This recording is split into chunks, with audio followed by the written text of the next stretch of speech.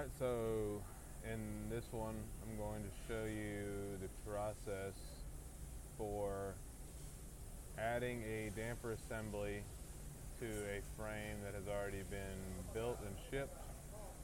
So I have a frame that came back today. They want to add a damper assembly.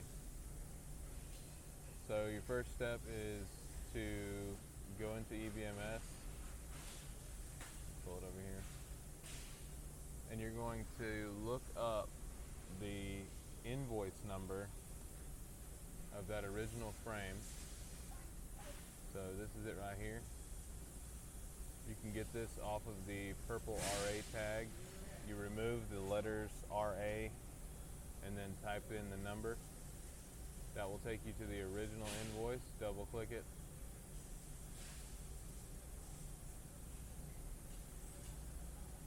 That will bring up this. You're going to click View Tasks. Alright, so this is the frame. This is the batch number you need to find in AutoCAD. So 57076. Open AutoCAD, go to Open, Custom Batches 57076. I've already highlighted it. So this frame did not have this damper assembly. So I space will open the Insert tab. Right here, damper assembly is in this. If it is not in this, you can click Browse. Go to Blocks. It says Dampers. Click on Damper Assembly or Damper 7 gauge. Redefine it. That is not the right one. Try it again. Insert. Damper Assembly. Redefine. There we go. So it has a clip point. All you do is go to the center of the frame. Boom, you're done.